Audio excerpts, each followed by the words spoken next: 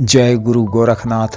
नमस्कार दोस्तों, आज के इस वीडियो में मैं पारा यानी मरकरी को भूखा करना यानी विभुक्षित करना बताऊंगा। पारा को शुद्ध यानी मुशफ़ा करने के बाद अच्छी तरह या यूं कहें कि पारा को बेइंतहाई राक्षसी भूखा किया जाता है, क्योंकि पारा को जब तक राक्षसी भूखा नहीं किया जाता है तब तक पारा किसी भी चीज का ग्रास नहीं कर पाता है। आयुर्वेदिक औषधियों के निर्माण में भी या पारद गुटिका या दिव्य पारद शिवलिंग निर्माण में भी पारा को चांदी या स्वर्ण खिलाया जाता है।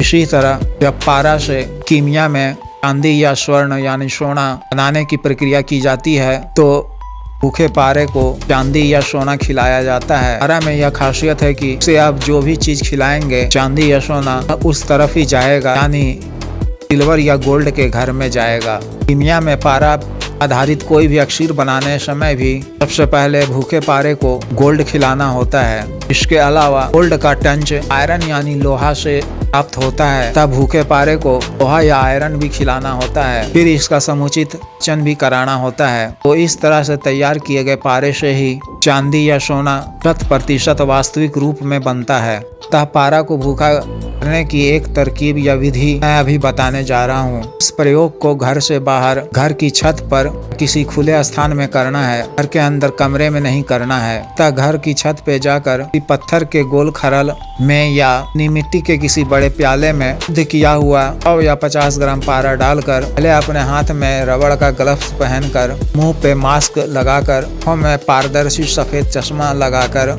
आप अपने मुंह को से लगे हेलमेट से भी ढक सकते हैं। फिर सोडियम मेटल का चावल बराबर छोटा छोटा टुकड़ा धारदार चाकू की मदद से चीनी मिट्टी के प्लेट में रख कर करना है। सोडियम मेटल केमिकल लैब दुकान से आसानी से मिल जाता है। किसी भी अच्छी कंपनी का डिब्बे में बंद पैक को खरीद कर प्राप्त कर। सोडियम मेटल डिब्बा में छोटे छोटे वर्गाकार टुकड़े में रहता है। इसे एक विशेष तरह के केरोसिन ऑयल में रखा जाता है, क्योंकि सोडियम मेटल पानी से अभिक्रिया कर आग पकड़ लेता है और विस्फोट भी हो जाता है। तथा सोडियम मेटल को सेराइज नहीं होने देना चाहिए। इस तरह के प्रयोग से कम उम्र के बच्चे और नासमझ व्यक्ति कृपया दूर रहें। यह प्रयोग बहुत ही सावधानी से और किसी योग प्रशिक्षक की निगरानी में ही करें। सोडियम मेटल का चावल बराबर छोटा छोटा टुकड़े करने के पश्चात मिट्टी की सहायता से एक टुकड़ा उठाकर तरल या चीनी मिट्टी के प्याले में रखे हुए पारे में एक टुकड़ा डालें। स्वयं थोड़ी दूरी बना के रखें। फिर कांच के ड्रॉपर से एक बूंद पानी उस पारे में रखे सोडियम मेटल पे डालें। कुछ सेकंड में सोडियम मेटल पानी से अभिक्रिया कर धुआं देकर जल उठेगा। फिर कुछ सेकंड के पश्चात सब कुछ सामान्य हो जाएगा। लेकिन इस बात का विशेष ध्यान रखें कि सोडियम मेटल का टुकड़ा बिल्कुल छोटा चावल बराबर ही होना चाहिए और पारा में एक बार में एक ही टुकड़ा को डालना है।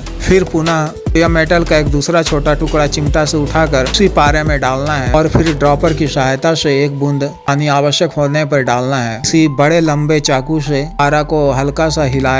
यह क्रिया बार बार करने से आप देखेंगे कि तरल या चीनी मिट्टी के प्याले में रखा पारा का कुछ भाग धीरे धीरे जमकर ठोस अवस्था को प्राप्त कर रहा है।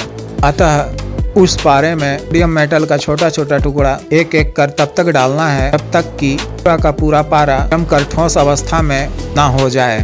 फिर उस खरल चीनी मिट्टी के प्याले को प्लास्टिक इत्यादि के बर्तन से ढक कर रख देना है। दूसरे दिन अगर पारा अपने लिक्विड अवस्था में आ चुका है तो ठीक है, नहीं तो पारे को खरल में डालकर धीरे धीरे खरल कर उसे पाउडर कर देना है। फिर इसमें खौलता हुआ गर्म पानी थोड़ा सा डालकर 4-5 बार धोना है। क्रिया को भी हाथ में ग्लव्स पहनकर, मुंह में मास्क लगाकर और आंखों पर सफेद चश्मा लगाकर ही करना है। गर्म पानी से 4-5 बार धोने पर आप देखेंगे कि पारा पुनः अपने लिक्विड अवस्था में आ चुका है। इसे 2-3 घंटे के लिए रख छोड़ें और 2-3 घंटे के बाद इसे 2-3 बार गर्म पानी से धोकर फिर इस पारे में पहले दिन की ही तरह एक एक कर सोडियम मेटल का छोटा छोटा टुकड़ा डालकर पारा को पुनः ठोस अवस्था में जमा देना है।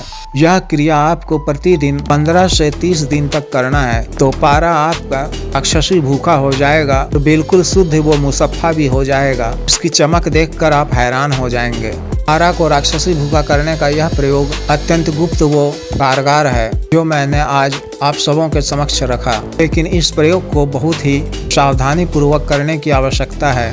कीमिया में निश्चित कामयाबी के लिए दिए गए व्हाट्सएप नंबर पर आप संपर्क कर सकते हैं। आदेश।